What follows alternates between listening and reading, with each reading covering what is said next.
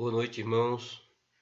Mais uma quarta-feira nós nos encontramos aqui para juntos estudarmos a palavra do Senhor, darmos sequência ao nosso estudo do Êxodo, no livro de Êxodo. Portanto, eu gostaria que você abrisse a sua Bíblia lá no livro de Êxodo, Êxodo capítulo de número 5. Êxodo capítulo de número 5, nós iremos fazer a leitura dos versos 1 até o versículo de número 9. Êxodo, capítulo de número 5, dos versículos 1 até o versículo de número 9, nos diz assim a palavra do Senhor.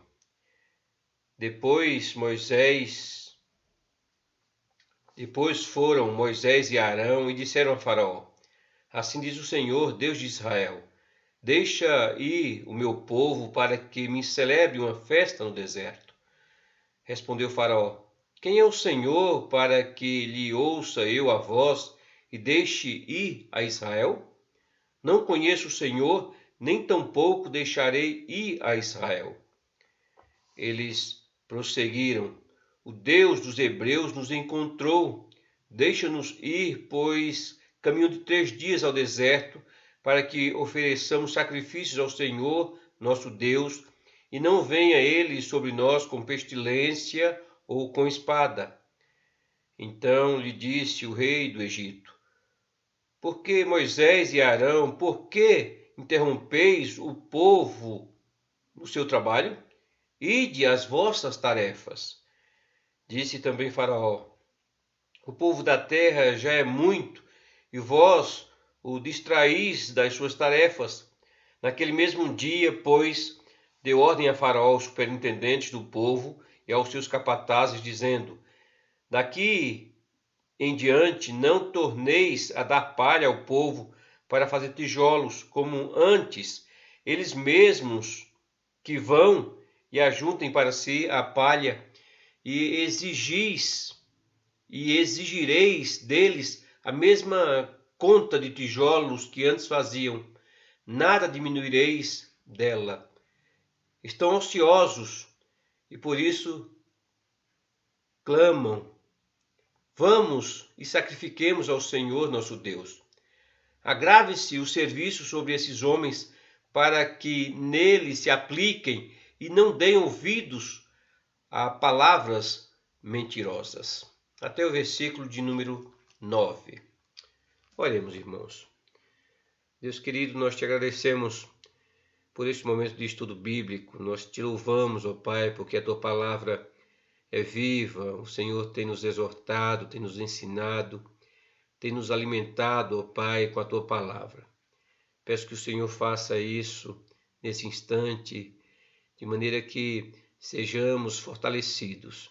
Abençoa o teu povo, a tua igreja, nós te suplicamos, em nome do Senhor Jesus Cristo. Amém. Irmãos, Moisés tinha retornado ao Egito e, para o seu alívio, tudo estava indo de acordo com aquilo que o Senhor havia planejado.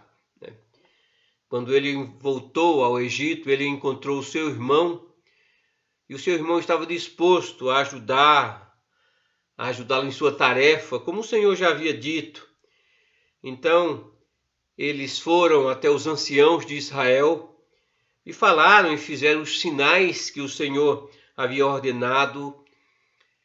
E o final do capítulo 4 nos diz que todo o povo creu nas boas novas do Evangelho de salvação. O capítulo 4, então, finalizou dizendo o seguinte: Tendo ouvido que o Senhor havia visitado os filhos de Israel e lhes vira a aflição, inclinaram-se e o adoraram. Versículo 31. A promessa do Êxodo estava começando a se tornar uma realidade, mas Moisés e Arão deveriam se apresentar também a Faraó. E a partir daqui, a partir desse texto, o texto aqui nos começa a contar o que aconteceu quando eles estiveram ali na presença do homem mais poderoso do mundo, o rei do Egito. O texto nos apresenta a partir daqui uma história de fé e, ao mesmo tempo, uma história de descrença. Moisés e Arão, como embaixadores do Senhor, eles se apresentaram a Faraó com um pedido simples: deixa ir o meu povo para que me celebre uma festa no deserto. Como eu já disse num dos estudos anteriores, os israelitas eram filhos de Deus e deviam se afastar de Faraó e servir a Deus, servir a seu pai. Foi assim que Deus ordenou a Faraó para que libertasse o seu povo da escravidão. O texto bíblico, irmãos, não indica se Moisés e Arão foram acompanhados por qualquer dos anciãos de Israel quando eles foram confrontar a Faraó, de acordo com as instruções que o Senhor mesmo tinha ordenado, que o Senhor mesmo tinha dado.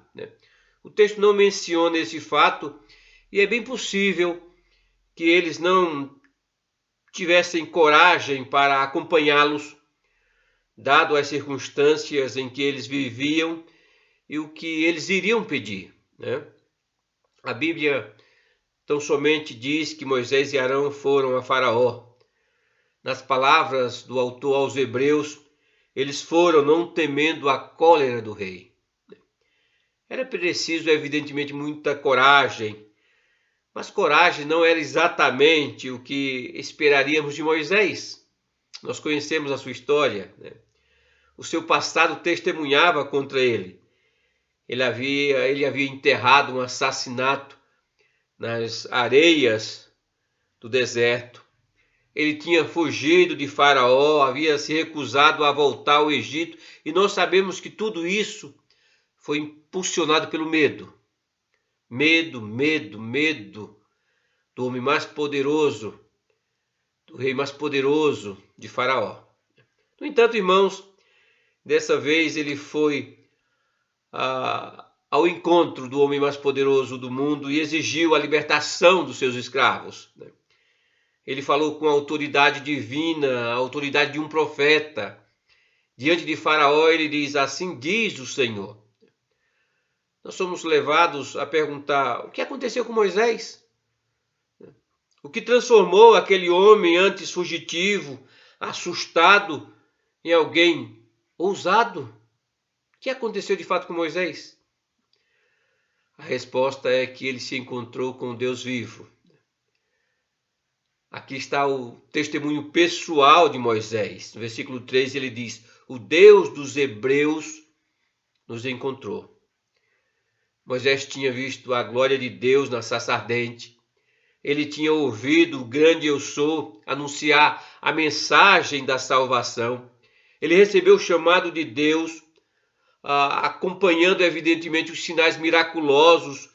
E no início ele até relutou em querer ir, até relutou em acreditar que tudo aquilo fosse verdade. Mas aos poucos ele começou a confiar nas promessas de Deus e obedecer os mandamentos do Senhor. E à medida que ele fazia isso, o fato é que a fé dominava o seu coração. Ao se dispor aí, irmãos, ele descobriu que a palavra de Deus é de fato fiel e verdadeira e que apesar da sua deficiência, ele estava pronto para fazer a vontade do Senhor, ele estava pronto para fazer aquilo que o Senhor o tinha chamado a fazer. A experiência de Moisés na presença de Deus o fazia confiante em fazer a vontade de Deus. Interessante que no Novo Testamento também aconteceu a mesma coisa com os discípulos, ou coisa bem semelhante com os discípulos. Eles dificilmente eram o tipo de homens que se esperava que transtornasse o mundo da sua época, que mudasse o mundo da sua época. Eles eram humildes e em alguns casos, muitos deles tinham até uma má reputação, Tanto que os evangelhos, irmãos, retratam esses homens algumas vezes como mal intencionados. Vejam que quando Jesus Cristo estava prestes a enfrentar o pior momento da sua vida, todos eles se esconderam, fugiram.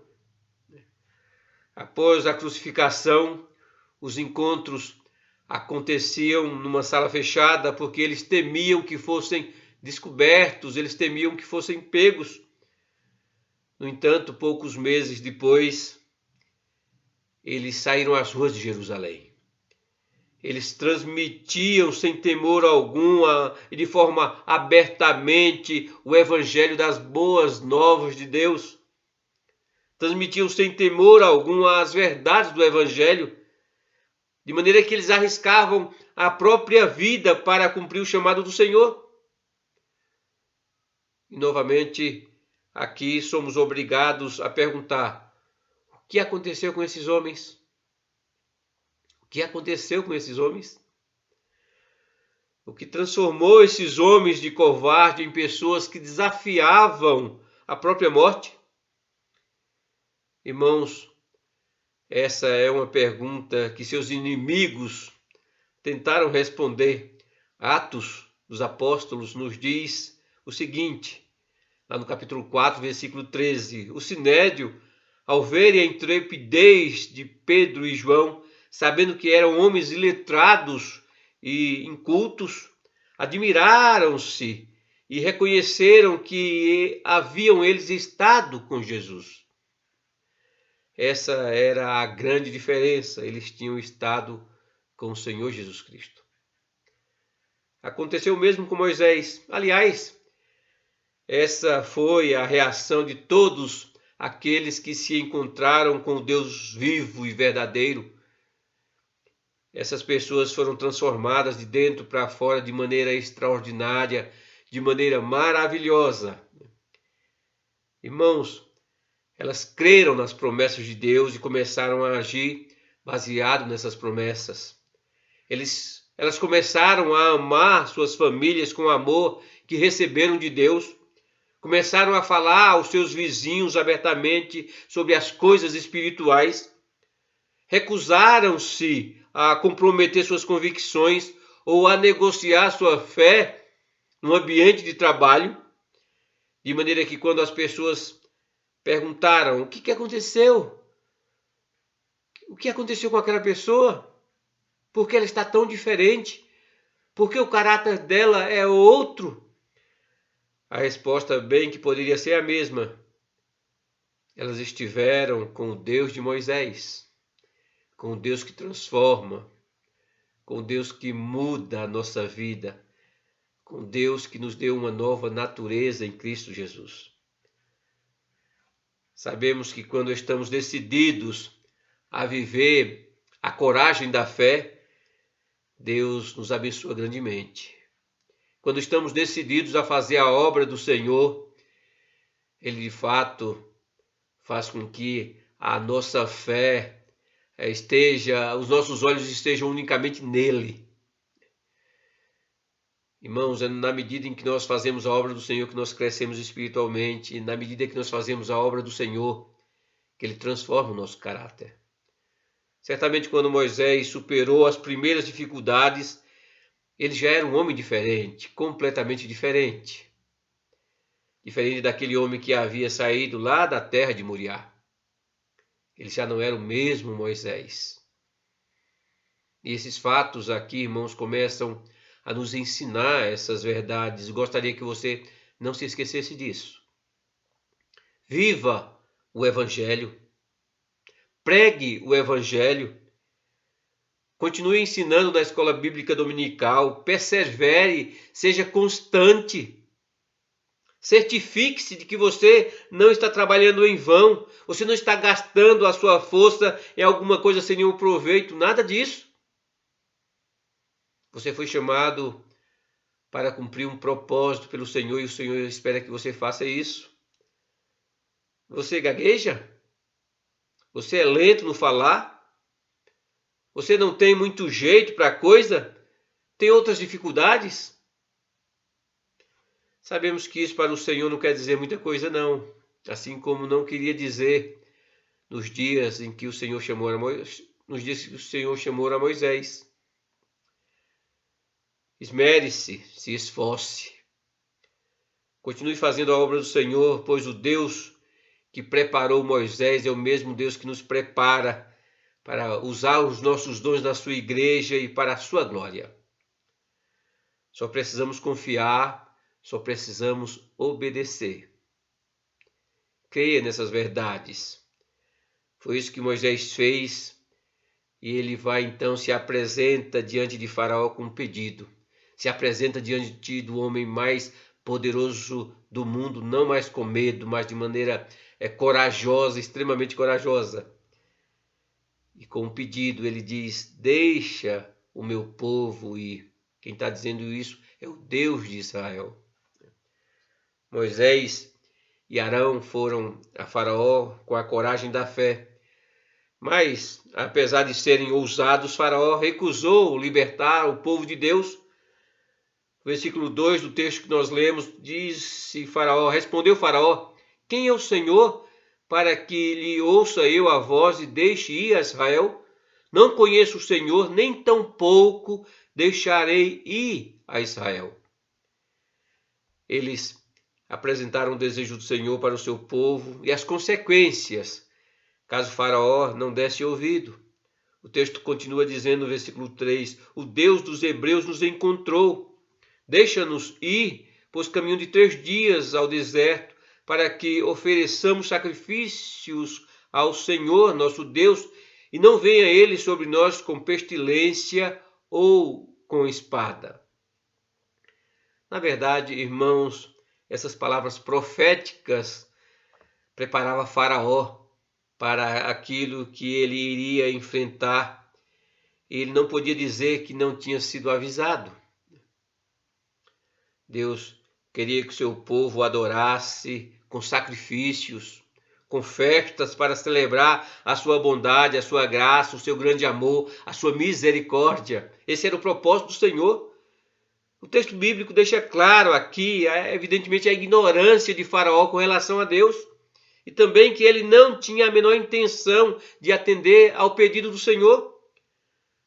Evidentemente, irmãos, não é difícil entender por que Faraó se fez de surdo às exigências de Deus. Basta que nós nos coloquemos no trono de Faraó por algum momento. Imagine, você é a pessoa mais poderosa do mundo e de repente dois escravos estrangeiros surgem e exigem a libertação de toda a sua força de trabalho. De praticamente toda a sua força de trabalho. A própria ideia era audaciosa, se não absurda. Eu creio até que Faraó deve ter rido quando ouviu aquele pedido daqueles dois escravos. De maneira que ele diz: quem é o Senhor? Eu não conheço outro que esteja à minha altura. Ele estava dizendo, em outras palavras, isso. Eu não conheço o Senhor. É evidentemente que com essas palavras ele estava tocando na questão fundamental, na questão central de todo o Êxodo. Quem é o Senhor? Quem é o único Deus verdadeiro? Quem é o Deus supremo que tem o direito de exigir louvor, honra e glória de todas as suas criaturas? Quem é esse Deus? Essa é a grande questão. Esse é o ponto fundamental de todo o Êxodo. À medida, irmãos, que os eventos se dão aqui começa também que os eventos começam a se desenrolar aqui, Deus aos poucos vai se revelando como Senhor da salvação.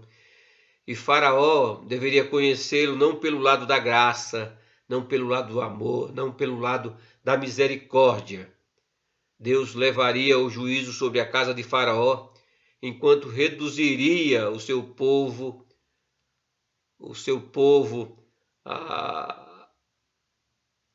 a poucos, né? Enquanto ele mesmo conduziria o povo de Israel por aquele imenso deserto, até que finalmente o povo visse com seus próprios olhos aquilo que o Senhor vai fazer ao exército, ao grande exército de Faraó. Nisso tudo o Senhor estava mostrando a Faraó o seu senhorio. Quem é o Senhor? o Senhor dos céus e da terra, o Senhor inclusive do Egito. Note que mais tarde ou mais à frente, num dos momentos de desespero, quando eles perseguiam a Israel pelas areias do Mar Vermelho, foi exatamente isso que eles disseram. Lá no capítulo 14, versículo 25, eles mesmos vão dizer: fujamos da presença de Israel, porque o Senhor peleja por eles contra os egípcios. Quando o exército de Faraó fosse varrido pelo poder infinito de Deus, até Faraó haveria de saber quem era o Senhor. Quem de fato era o Senhor, o único Deus soberano. O êxodo, irmãos, era a maneira de Deus dar a Faraó uma educação teológica, especialmente uma educação voltada para a doutrina da pessoa de Deus. Isso era algo que ele necessitava muito, já que quando ele ouviu pela primeira vez sobre esse Deus, sobre o plano de Deus, o propósito de Deus para a salvação, ele alegou que nem sabia quem era o Senhor. Ele era ignorante sobre a identidade de Deus, resistente à autoridade de Deus e com más intenções com relação ao povo de Deus. Quando ele pergunta quem é o Senhor, ele não está aqui desejoso em conhecer quem é esse Deus, quem é o Deus dos céus, quem é o Deus Todo-Poderoso. Não, esse não é o propósito dele aqui. Na verdade, ele está sendo sarcástico e, ao mesmo tempo, negava que Deus tivesse alguma reivindicação sobre a sua própria vida. Foi por causa de sua ignorância que Faraó havia se estabelecido no lugar de Deus. Um dos princípios básicos, irmãos, da religião egípcia era que o rei, aquele que estava sentado no trono, era Deus. Eles criam nisso. Eles acreditavam que um Deus havia assumido a forma de homem e se sentaria no trono do Egito e traria bênção sobre essa nação. Eles criam nisso. Nós vamos ver essas questões um pouco mais adiante, né? Isso fica evidente na forma como eles trataram os israelitas. Faraó considerava os hebreus como a sua propriedade particular, porque de fato todo escravo pertencia a Faraó. E ele tratava como bem queria, como bem desejava. Sua ilusão de deidade também era evidente na maneira como ele falava. Note que quando Moisés e Arão falaram em nome de Deus, eles disseram o seguinte: assim diz o Senhor. E vejam que mais à frente, no versículo 10, da mesma forma, quando o Faraó começa a dar suas ordens aos superintendentes, ele usa o mesmo termo, ele diz: assim diz Faraó. Ele colocava-se claramente no lugar do Senhor, no lugar do Deus de toda a terra, o único Deus soberano sobre todas as coisas, de maneira que o único remédio para a ignorância de Faraó era o encontro direto e pessoal com Deus de Israel. Isso é o que todo incrédulo precisa, por não conhecer o Senhor. Faraó se mostra resistente. A incredulidade, irmãos, a incredulidade não é meramente um problema intelectual, mas acima de tudo é um problema espiritual. Afeta o coração, bem como também afeta a mente. Depois que Faraó admitiu a sua ignorância, quando perguntou quem é o Senhor, ele desafiou o Deus de Israel, dizendo o seguinte: para que eu lhe ouça a voz. Ele estava dizendo algo mais ou menos o seguinte: olha, eu não tenho ideia quem esse Deus é, mas quem quer que seja, eu não vou ouvi-lo. Era isso que ele estava dizendo. É verdade que ele não era completamente ignorante acerca de Deus, mas essa evidentemente é uma contradição que está em cada coração incrédulo. Eu digo isso porque no fundo todos sabem que existe um Deus, mas ainda assim o desafiam e recusam a reconhecê-lo como Senhor, como um Deus poderoso. Foi isso que Paulo disse na sua carta aos Romanos. Paulo diz lá: a ira de Deus se revela do céu contra toda impiedade e perversão dos homens que detêm a verdade pela injustiça, porquanto que o que de Deus se pode conhecer é manifesto entre eles, porque Deus lhes manifestou. Portanto, tendo conhecimento de Deus, não o glorificaram como Deus, nem lhe deram graças. Irmãos, o que esses versículos mostram é que a rebeldia e a incredulidade andam de mãos dadas. Essa é a grande verdade. Ninguém é completamente ignorante da identidade de Deus, porque a realidade do ser divino está escrito no coração humano. A palavra do Senhor diz isso ressalta isso quando diz que Deus colocou a eternidade no coração humano. Mesmo o incrédulo mais endurecido ele sabe que lá no fundo existe um Deus, mas esse conhecimento é secretamente abafado, porque o desejo de fato é continuar nas trevas, o desejo de fato é continuar pecando. Quando as pessoas têm dificuldade de decidirem pelo Senhor Jesus Cristo, decidirem pelo Evangelho, vale a pena perguntar o porquê. Já fiz essa pergunta para alguns, né? Algumas vezes suas reservas são puramente intelectuais, né? E surgem algumas perguntas como: a Bíblia é verdadeira? Jesus Cristo é o Filho de Deus? De fato, ele é o Filho de Deus? A ressurreição de fato aconteceu?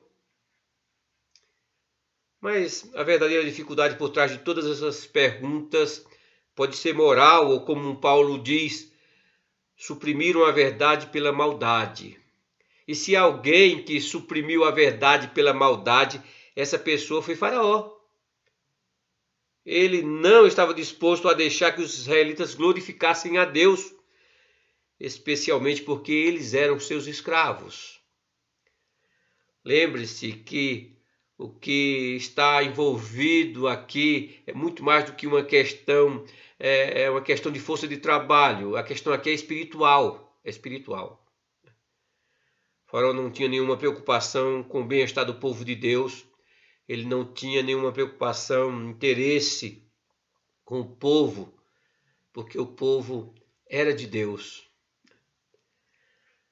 O texto, a partir do versículo 9, o texto diz: naquele mesmo dia, pois, deu ordem Faraó aos superintendentes do povo e aos seus capatazes, dizendo: daqui em diante não torneis a dar palha ao povo, para fazer tijolos, como antes, eles mesmos que vão e ajuntem para si palha, e exigireis deles a mesma cota de tijolos que antes faziam. Agrave-se o serviço sobre esses homens, para que nele se apliquem e não deem ouvidos a palavras mentirosas. A atitude de Faraó mostra, irmãos, que alguém que se opõe ao Deus dos céus, ao Deus verdadeiro, em algum momento vai se opor ao povo de Deus. A incredulidade é um problema espiritual. Isso explica porque os crentes em muitos lugares são abertamente perseguidos. Às vezes essa perseguição toma a forma de uma violência brutal, mas nem sempre acontece dessa forma. Às vezes os ataques são sutis. Às vezes são ideias, são valores que são excluídos da educação pública, são valores, ideias que são excluídos da nossa sociedade. A igreja, por vezes, é deturpada pela mídia, os crentes são zombados. Esse tipo de perseguição existe muito mais do que nós imaginamos. A razão por trás de toda essa maldade é a incredulidade. Isso não deveria nos pegar de surpresa, porque a palavra do Senhor nos exorta sobre isso. Fala a respeito disso. Paulo diz: sabe, porém, isto, nos últimos dias sobrevirão tempos difíceis, pois os homens serão egoístas, avarentos, jactanciosos, arrogantes, e a lista aqui é imensa. E Paulo conclui dizendo: mais amigos dos prazeres que amigo de Deus. Quando se trata de Cristo, há apenas duas escolhas a fazer. Duas escolhas a fazer: fé ou incredulidade.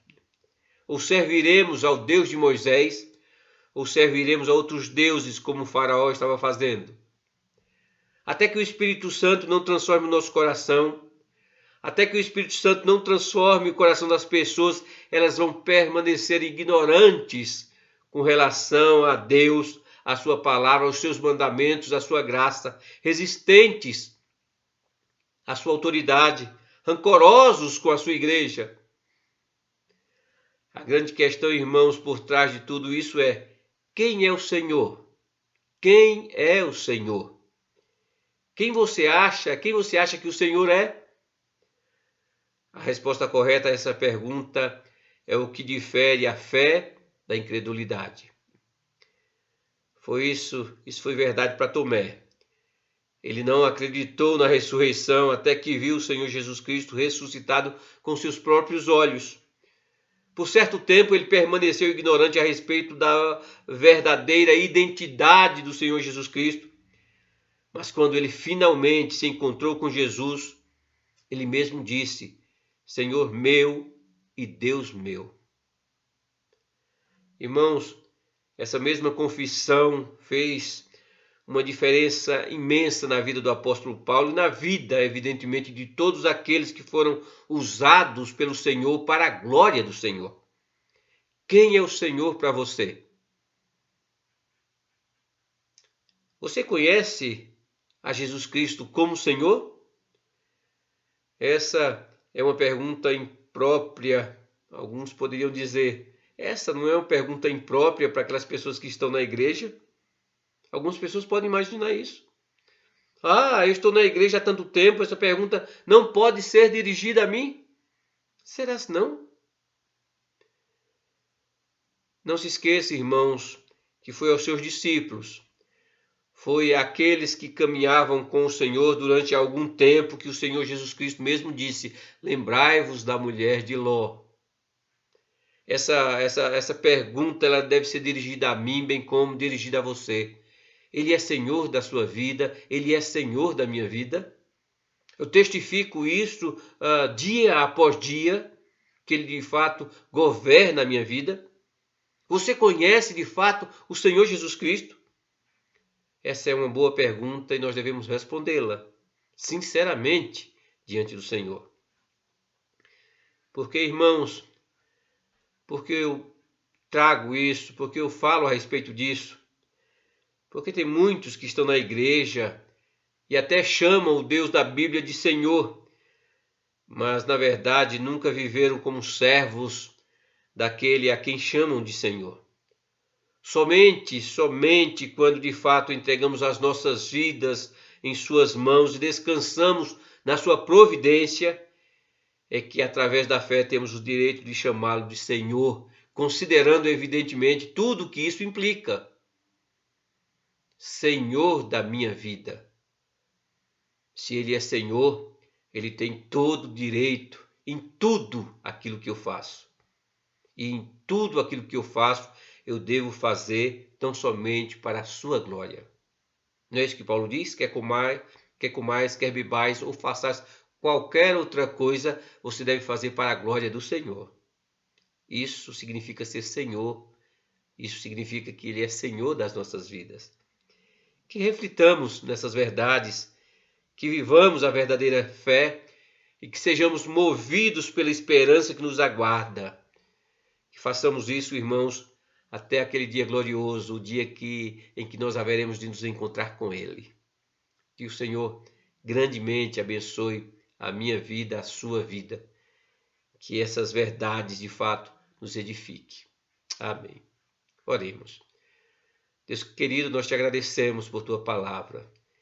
Te agradecemos pelo estudo da tua palavra. Nós sabemos, Deus dos céus, que nós precisamos cada vez mais nos achegar ao Senhor. Permitir que o Senhor, de fato, a cada dia, a cada momento, seja Senhor das nossas vidas. Deus, alimenta-nos com estas verdades, de maneira que a cada dia nos pareçamos contigo mesmo. Deus, abençoa o teu povo, a tua igreja. Nós te suplicamos em nome do Senhor Jesus Cristo. Amém. Que o Senhor abençoe grandemente a sua vida. E na próxima quarta-feira nós daremos sequência aqui ao nosso texto. Que sejamos edificados por sua palavra. Amém.